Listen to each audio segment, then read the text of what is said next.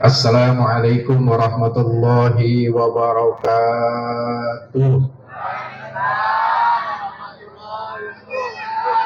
Ibu-ibu jawabnya udah kenceng, bapak-bapaknya udah kenceng, tinggal anak-anak nih nggak ada yang jawab. Jawab salam dulu ya. Assalamualaikum warahmatullahi wabarakatuh.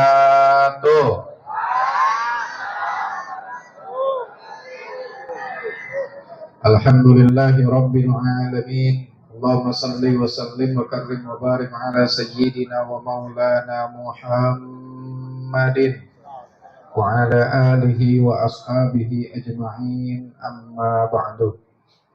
Hadratil mukarramin, hadirin wal hadirat yang mudah-mudahan senantiasa dirahmati Allah Subhanahu wa taala.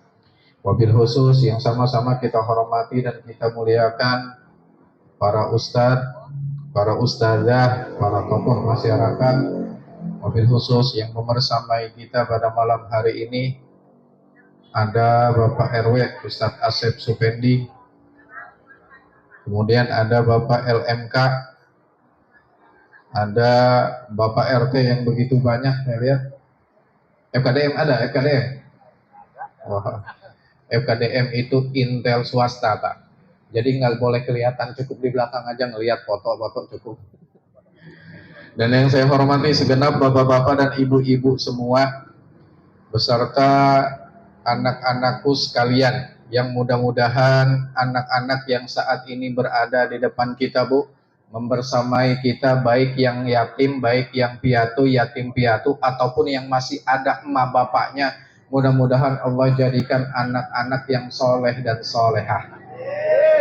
Pertama-tama yuk sama-sama kita bersyukur kepada Allah. Kenapa kita harus bersyukur? Karena sudah terlalu banyak nikmat yang telah Allah berikan untuk kita. Bahkan sampai detik ini nikmat Allah itu masih ada, entah diakui atau tidak. Contoh, alhamdulillah di malam hari ini kita sehat, Bu ya. Sehat. Ketika kita sehat ini, ternyata di luar sana banyak orang yang malam hari ini sedang sakit, Pak. Maka ketika kita sehat, orang lain sakit, berarti alhamdulillah Allah masih memberikan kepada kita nikmat. Lalu yang kedua, alhamdulillah Allah masih memberikan kepada kita nikmat panjang umur. Bu, alhamdulillah Allah masih memberikan kepada kita nikmat panjang umur di sela-sela hari ini. Mungkin banyak yang meninggal dunia. Kalau hari ini orang lain banyak yang meninggal dunia sementara kita masih hidup, berarti sampai detik ini Allah masih memberikan kepada kita nikmat. Kalau ngomongin panjang umur, Pak, kalau ngomongin panjang umur itu jangan kita ngebandingin usia kita dengan orang yang sudah usianya 65 tahun, 70 tahun, 75 tahun. Panjang umur itu bukan begitu. Yang dimaksud panjang umur itu, kalau sampai detik ini kita masih bisa hidup, berarti kita panjang umur. Maka orang yang bersyukur, Allah sendiri berjanji, Pak, la in syakartum la azidannakum, jika kalian bersyukur kepadaku, niscaya akan aku tambahkan nikmat untuk kalian. Jadi orang yang bersyukur itu nggak akan ada ruginya. Salawat dan salam mari senantiasa kita sanjungkan keharibaan junjungan kita baginda Nabi besar Muhammad sallallahu alaihi wasallam. Orang yang senantiasa bersolawat pun tidak akan ada ruginya. Kenapa? Sebab Rasulullah pernah berjanji, man shalla alayya salatan wahidan sallallahu alaihi asyran salawatin. Kata Rasulullah, barang siapa yang bersolawat kepadaku satu kali, maka Allah akan bersolawat kepadanya 10 kali. Barang siapa yang bersolawat kepadaku satu kali, maka Allah akan memberikan kepadanya 10 kebaikan. Artinya ibu-ibu sekalian, semakin banyak kita bersolawat, maka akan semakin banyak pula kebaikan yang akan hadir kepada diri kita. Saking banyaknya, Pak, sampai seorang ulama merumuskan al-jannatu wa na'imuha, sambung Bu, sa'adul liman yusalli wa yusallim wa yubarik alaihi. Surga dan nikmat-nikmat surga akan Allah berikan kepada mereka yang senantiasa bersolawat, memohon keberkahan dan mengucap salam penghormatan untuk nabinya. Dan mudah-mudahan kita yang malam hari ini berkumpul bersama, mudah-mudahan dicatat sebagai umat Nabi Muhammad yang kelak akan memperoleh syafaat di yaumil qiyamah nanti. Amin ya Allah ya Rabbal. Ibu-ibu dan bapak-bapak yang saya hormati, malam hari ini kita sepakati bersama bahwa ini malam adalah malam yang penuh dengan kebaikan. Kenapa saya katakan malam hari ini adalah malam yang penuh dengan kebaikan? Sebab semuanya insya Allah berpahala, insya Allah semuanya bernilai kebaikan. Contoh, dari awal kita nyampe ke rumah Pak, dari rumah kita nyampe ke tempat ini, apa yang kita lakukan? Kita ngucap salam, betul apa enggak Bu? Kata Nabi, afsus salam tadkhulul jannata bis salam. Ucapkanlah salam, niscaya engkau akan masuk ke dalam surga dalam keadaan sejahtera. Belum ngapa-ngapain Pak, baru ngucap salam, Nabi sudah menjanjikan yang namanya surga. Kemudian begitu kita ngucap salam, sebelum kita duduk kita saling bersalam-salaman satu sama lain Pak ya. Salaman nggak Pak? Jangan kita kira Bu, yang namanya salaman itu nggak ada pahala, nggak ada faedahnya. Apalagi ibu-ibu bukan cuma salaman, dia cium pipi, cium apa tuh namanya, pipi kanan, pipi kiri. Sampai bedak Wardah ketukar sama bedak pipa Queen itu. Ada yang masih pakai bedak pipa Bu? Hah? Kata Bajangkung katanya ngebeliin bedak pipa itu. Nggak apa-apa pakai bedak pipa asal jangan pakai MU Bu. Tahu MU? Semen. Jangan kita kira yang namanya berjabat tangan, yang namanya salaman itu nggak ada pahalanya Pak, nggak ada faedahnya. Kata Nabi apa? Ma min muslimaini yaltaqiyani fatayasofahani illa ghufira lahuma qabla an yaftariqa. Tidaklah kedua orang muslim saling berjumpa, saling berjabat tangan, melainkan Allah akan menghapus dosa-dosanya sebelum keduanya berpisah. Jadi yang namanya salaman, yang namanya berjabat tangan, itu bisa merontokkan dosa-dosa kita insya Allah. Ditambah lagi malam hari ini kita semua berkumpul bersama, tujuannya adalah tak lain dan tak bukan untuk bersilaturahmi. Yang mana sudah kita ketahui bersama bahwa yang namanya silaturahmi itu faedahnya banyak Pak. Salah satunya kata Nabi, man ahabba an yubsatullahu fi rizki wa yunsa'alahu fi asari falyasil rahimah. Barang siapa yang ingin Allah luaskan rezekinya dan Allah panjangkan umurnya, maka hendaklah ia bersilaturahmi. Bu, kalau mau rezeki banyak silaturahmi. Begitu juga buat kita Pak ya, kalau mau rezeki banyak harus silaturahmi. Dan yang namanya silaturahmi itu salah satu faedah, katanya kita bakalan dapat rezeki. Kira-kira malam hari ini kita dapat rezeki apa enggak Bu? Anak-anak, malam hari ini kita dapat rezeki apa enggak? Dapat. Ada rezeki lahir, ada rezeki batin. Rezeki lahirnya apa tuh? Di hadapan bapak-bapak dan ibu semua, itu sudah ada makanan, sudah ada minuman. Jangan dianggap itu bukan rezeki. Cuma sayangnya Pak Jangkung belum ada kopi. Belum begitu mantap rezekinya. Nanti sebentar lagi Pak ya. Itu rezeki lahir Pak. Ada lagi rezeki batin. Apa rezeki batin, Mbak? Ketenangan. Kesenangan yang kita dapat dari berkumpul di malam hari ini. Alhamdulillah Ustadz Asep bisa silaturahmi ke tempat ini. Ustadz Asep bisa ketemu warga. Bisa ketemu jamaah. Ustadz Asep bisa bercanda, bisa ketawa. Kalau di rumah mah cuma diomelin doang sama bininya, Pak. Nggak tahu bininya ada apa enggak? Ada. Aduh ya Allah. Maafin saya, Bu. Yang mana orangnya?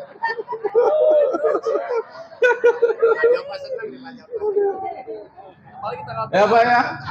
Nah, begitu juga ibu-ibu nih, Bu. Ibu-ibu bisa saling ketemu, bisa ketawa, bisa bercanda. Di rumah mah ibu-ibu cuma lihat aki-aki aja. Maka dengan berkumpulnya kita di sini, insya Allah dapat rezeki batin yang dinamakan kesenangan. Mudah-mudahan kesenangan itu mampu menghadirkan ketentraman untuk hati kita. Lalu yang berikutnya yang namanya silaturahmi bisa memperpanjang umur. Mudah-mudahan kita semua yang berkumpul di malam hari ini, Allah takdirkan memperoleh panjang umur. Amin ya Allah ya Rabbal. Tadi siang saya ditelepon sama Ustadz Asep, nggak tahu tadi siang apa tadi malam, Kang ya? Tadi pagi saya ditelepon sama Ustadz Asep, katanya di sini mau ada acara santunan. Ada waktu apa enggak? Saya bilang santunan apa? Santunan yatim, nggak tahu deh. Ntar saya pikir-pikir dulu. Setelah saya pikir-pikir, kemudian saya tanya Ustadz Asep, santunan yatim doang? Bukan, ada jandanya juga. Baru saya semangat tuh. Iya, siap. Saya bilang, saya hadir. Bu ya? Bu, mana yang janda mana? Jadi saya hadir di malam hari ini itu bukan pengen ketemu Ustadz Asep, pengen ngelihat janda. Bu ya? Sebab kenapa? Yang namanya yatim, yang namanya janda itu orang yang dimuliakan oleh Rasulullah Sallallahu Alaihi Wasallam. Bu, janda dan yatim itu dimuliakan oleh Allah, dimuliakan oleh Rasulullah Sallallahu Alaihi Wasallam.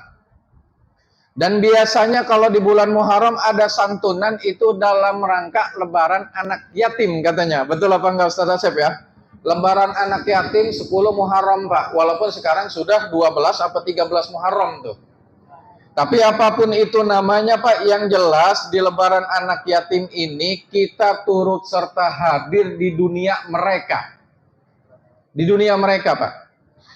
Di bulan Muharram ini kita diingatkan bahwasanya ada dua sisi, Bu.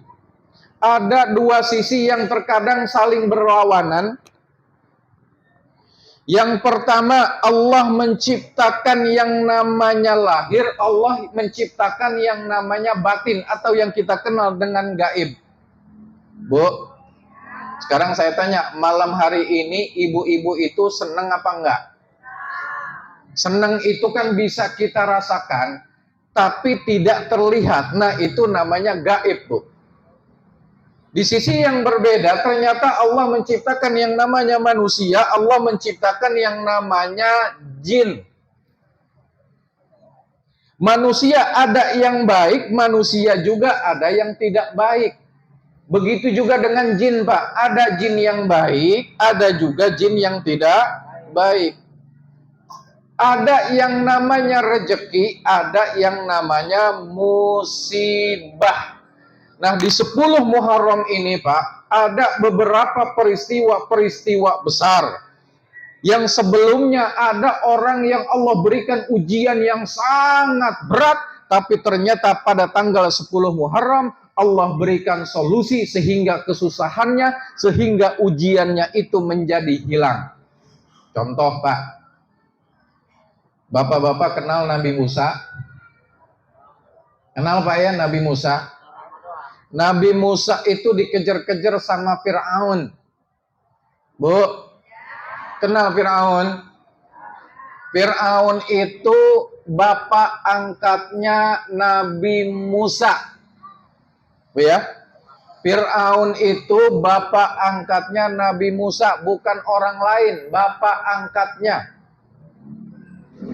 Tapi kemudian saking marahnya Fir'aun kepada Nabi Musa, Fir'aun mengerahkan seluruh pasukannya untuk mengejar Nabi Musa, untuk mencelakai Nabi Musa, untuk menangkap Nabi Musa, bahkan dipersilahkan untuk membunuh Nabi Musa. Dan pada tanggal 10 Muharram, Allah Subhanahu wa taala menyelamatkan Nabi Musa dari kejaran Firaun pada tanggal 10 Muharram. Lalu yang kedua, kita sama-sama tahu bahwa Nabi Adam itu diusir dari surga, Pak. Pak, Nabi Adam diusir dari surga. Bapak tahu nggak kenapa Nabi Adam diusir dari surga? Hah? Gara-gara bininya, Pak. Gara-gara bininya. Jadi Nabi Adam itu hidup di surga, Allah tempatkan di dalam surga. Nabi Adam boleh memakan apapun yang ia mau, Bu. Nabi Adam boleh melakukan apapun yang ia inginkan. Yang Allah larang hanya satu, wala taqraba hadhihi syajarata fatakuna minadh dhalimin. Jangan engkau dekati, kata Allah, jangan engkau dekati pohon ini, sebab jika engkau dekati, niscaya engkau akan termasuk orang-orang yang zalim. Kemudian ketika diajak oleh iblis supaya Nabi Adam ini mendekati pohon, Nabi Adam nggak mau, Pak. Akhirnya yang dideketin siapa? Yang dideketin itu istrinya Hawa.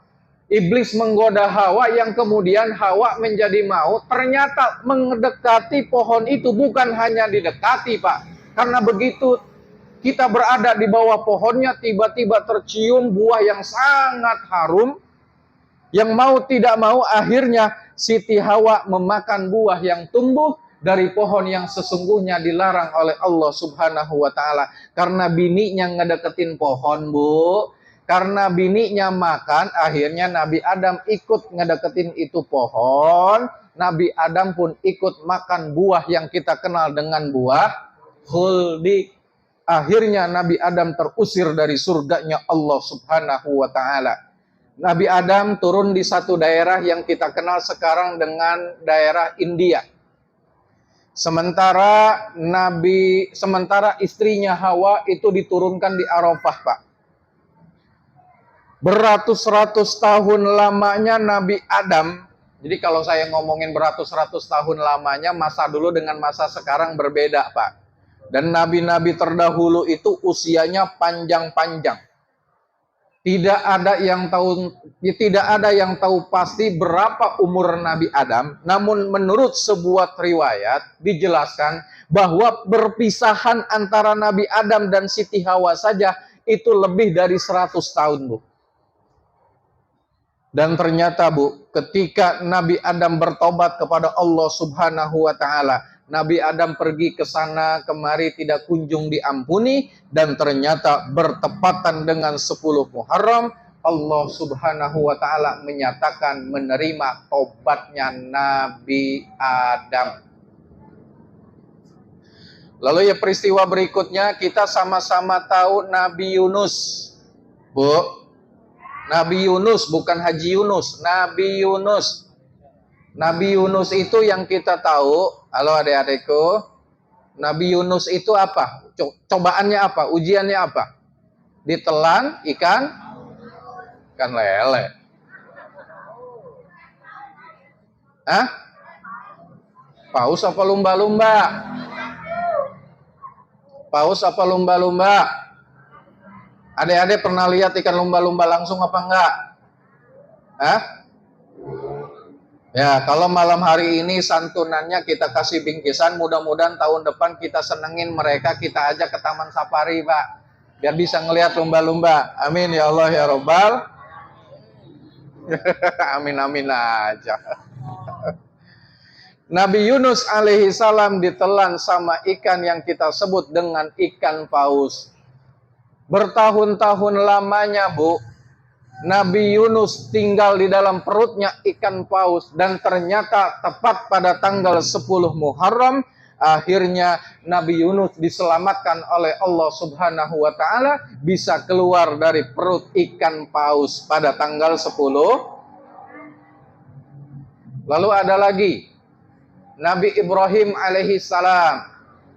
Nabi Ibrahim itu akan dibakar, Pak. Kenapa Nabi Allah Ibrahim akan dibakar? Karena Nabi Allah Ibrahim itu menentang Raja Namrud. Menentang Raja Namrud, bukan Jamrud, Pak. Namrud.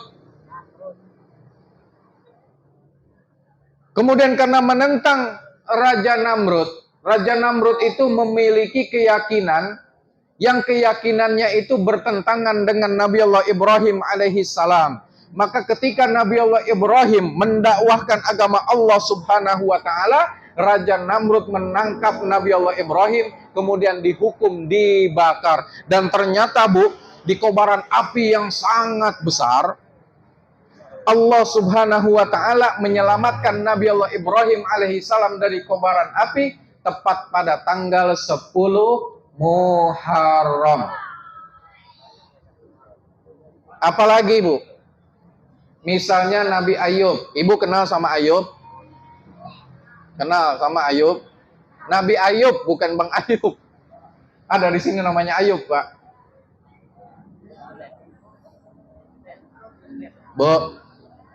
Bu, kita nih dulu orang tua kita ngasih nama bagus-bagus.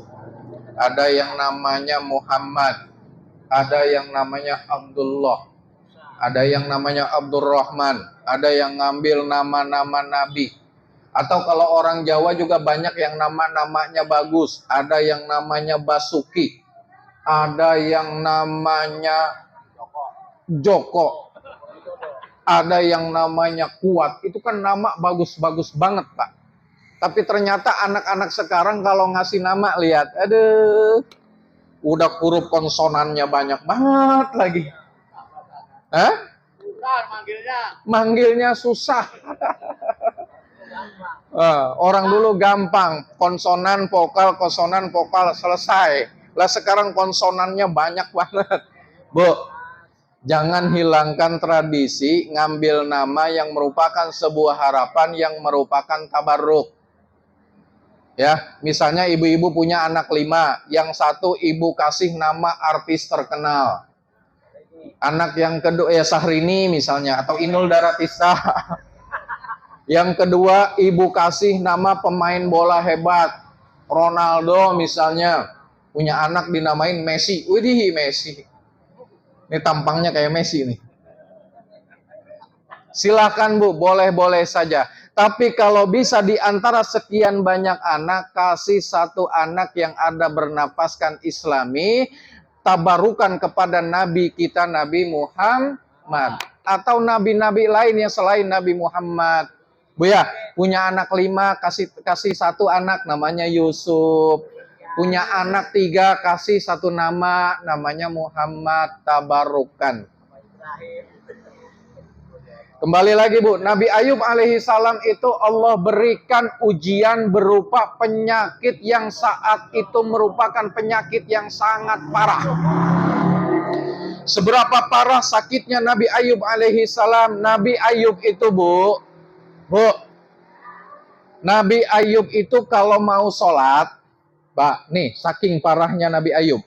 Nabi Ayub itu kalau mau sholat, perban lukanya dibuka, kemudian banyak bilatung, Pak. Bilatungnya itu dipindah-pindahin ke pohon. Setiap kali mau sholat, saking parahnya sakit Nabi Ayub alaihi salam. Dan ternyata, Pak, Nabi Ayub alaihi salam disembuhkan, dihilangkan seluruh penyakitnya pada tanggal 10 Muharram. Jadi, kenapa kemudian kita semua tabarukan, tafaulan di tanggal 10 Muharram ini kemudian kita gunakan untuk melakukan hal-hal yang baik? Tujuannya adalah supaya apa yang menjadi musibah yang kemudian itu menjadi cobaan dan ujian untuk kita di malam hari ini, dengan sebab kita menyantuni yatim, dengan sebab kita memberikan santunan kepada janda, mudah-mudahan Allah hilangkan ujian kita, mudah-mudahan Allah hilangkan segala kesulitan kita. Amin ya Allah ya Rabbal. Jadi Pak, yang namanya nyantunin yatim, yang namanya nyantunin fakir miskin, nyantunin janda, itu jimat. Kata Rasulullah, as-sodaqo taruddul bala. Yang namanya sodako itu bisa menghindarkan kita dari bala, dari musibah. Bu ya, dan kita disunahkan setiap Muharram itu kita ngelus kepala anak yatim. Bu, kita disunahkan untuk ngelus kepala anak, dan yang disunahkan itu ngelusnya begini, Bu. Tadi saya lihat banyak yang salah nih, Pak. Nih, saya ajarin cara ngelus anak yatim ini. Ubun dari ubun-ubun. Nih, dari ubun-ubun ditarik ke depan. Tuh, bukan ke belakang. Lah Ustadz Asep tadi, apalagi kalau anak itu kan diusap banget gitu. Nih, Bu, yang namanya ngusap kan begini, Bu ya. Ibu-ibu tahu kan perbedaan ngusap sama noyor? Tahu noyor? Ubun-ubunnya pegang ke depan. Ke depan. Bukan begini, Bu. Nah, gitu ya. Tarik ubun-ubunnya ke depan. Ustadz, tadi saya ngusap anak yatim, tapi ngusap anak yang itu dari ubun-ubun ke belakang. Nggak apa-apa, sama saja, itu hanya simbol. Tapi Bu, kata Nabi, siapa yang mengusap kepala anak yatim, maka setiap helai rambut anak yatim ini akan bertasbih, beristighfar kepada Allah Subhanahu wa Ta'ala, supaya Allah mengampuni dosa-dosa kita. Bukan berarti kita harus milih mana nih anak yatim yang rambutnya paling lebat. Bukan begitu. Ini yatim agak botak dikit, nggak usah. Bukan begitu. Itu simbol bahwa ternyata betapa agungnya kalau kita mau bersedekah kepada anak yatim. Bapak-bapak dan ibu-ibu sekalian yang dirahmati Allah Subhanahu wa Ta'ala, kita patut bertanya, kenapa sih kemudian yang namanya yatim itu memperoleh prioritas dari Allah Subhanahu wa Ta'ala? Bu, yatim itu banyak disebut di dalam Al-Quran, banyak disebut di dalam hadis. Ini nggak apa-apa ya, saya cerita, Bu ya. Walaupun anak-anak yatimnya ada. Sejarahnya, Pak, yang namanya yatim itu di zaman Rasulullah, sebelum adanya Rasulullah Shallallahu Alaihi Wasallam, yang namanya yatim itu karena yatim nggak punya bapak, Bu, karena yatim nggak punya bapak, dianggap sebagai orang yang tidak punya pelindung, dianggap sebagai orang yang tidak memiliki pelindung keluarga. Maka kemudian banyak orang-orang di Arab saat itu menghardik anak yatim. Apa tuh hardik? Ngeledek, ngebentak, ngehina, mencaci maki. Kenapa Pak? Nggak apa-apa saya ngeledek anak yatim. Kalaupun nanti dia nangis, kemudian dia pulang, paling dia ngadu sama ibunya. Kalau dia ngadu sama ibunya, biarin, gua aduin juga sama bapak gua. Bedanya dia nggak punya bapak, gua punya bapak. Nah, begitu Pak. Akhirnya kemudian, kalau zaman sekarang itu bully kali ya. Zaman sekarang bully. Akhirnya Allah Subhanahu wa Ta'ala meninggikan derajat yatim. Siapapun yang menghardik anak yatim, maka dia bagian dari orang yang mendustakan agama Islam. Artinya Pak, menghardik anak yatim, membuli anak yatim diharamkan. Kemudian Allah lanjutkan, kalla balla tukrimunal yatim. Allah menganjurkan kita, Allah memerintahkan kita untuk memuliakan anak yatim. Bagaimana caranya memuliakan anak yatim?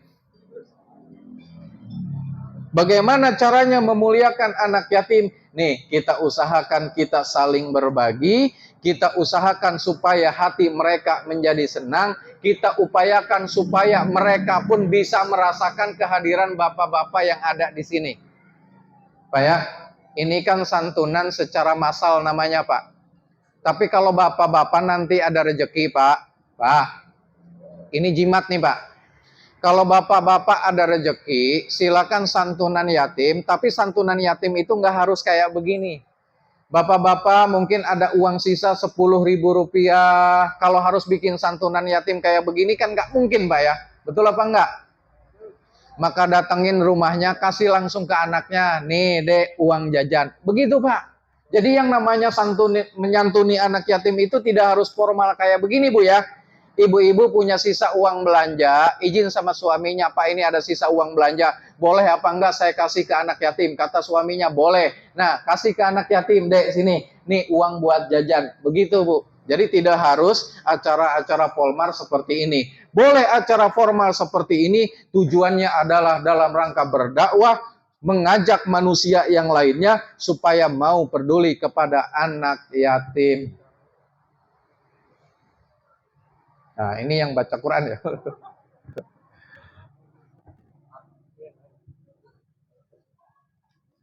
Ya, Waalaikumsalam.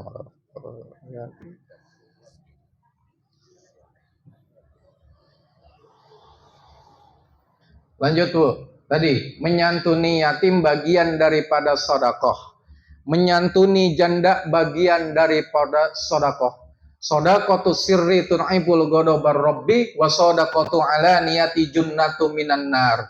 Sodakoh secara sembunyi-sembunyi mampu meredam murkanya Allah, dan sodakoh secara terang-terangan mampu menghindarkan kita dari api neraka. Kalau acara seperti ini kan namanya sodako secara terang-terangan Pak ya. Tapi Bapak boleh secara diam-diam nyantunin fakir miskin. Bapak-bapak boleh nyantunin yatim secara diam-diam. Tapi jangan nyantunin yatim secara jangan nyantunin janda secara diam-diam Pak ya. Istrinya nggak tahu. Ini khawatir ini. Khawatir. Ntar sama bapak-bapak dipilih nih. Mana kira-kira janda yang mau gua datangin. Enggak, tapi saya yakin bahwa bapak-bapak yang ada di sini kalaupun memberikan santunan kepada janda, tujuannya adalah tak lain dan tak bukan semata-mata ingin berbagi, ikhlas memohon ridho dari Allah Subhanahu wa ta'ala. Sodakoh yang kita keluarkan walaupun sedikit Pak, secara terang-terangan itu mampu menghindarkan kita dari api neraka, kalaupun secara diam-diam itu mampu meredam murka Allah Subhanahu. Masalul ladzina yunfikuna amwalahum fi sabilillahi kamasali habbah ambatat sab'an sanabila fi kulli sumbulatin mi'atu habbah wallahu yudha'ifu liman yasha wallahu wasi'un alim. Melalui ayat itu Pak, Allah memberitahukan kepada kita semua bahwa yang kita sodakohkan, yang kita infakkan, insya Allah akan Allah ganti sebanyak 700 kali lipat. Amin ya Allah ya Rabbal. Mudah-mudahan ada manfaatnya dan mudah-mudahan dengan wasilah kita menyantuni yatim di malam hari ini yang saat ini sedang mengalami kebingungan. Mudah-mudahan segera Allah angkat kebingungannya. Yang hari ini kita berada atau kita memiliki masalah, mudah-mudahan segera Allah berikan solusi. Yang sakit mudah-mudahan segera Allah angkat penyakitnya. Yang ada masalah sama keluarga, sama anak, mudah-mudahan Allah selesaikan masalahnya. Yang punya hajat mudah-mudahan segera Allah ijabah dan kabulkan hajatnya. Amin ya Allah ya Rabbal alamin. Terima kasih. Wallahul muwaffiq ila aqwamit thoriq. Wassalamualaikum warahmatullahi wabarakatuh.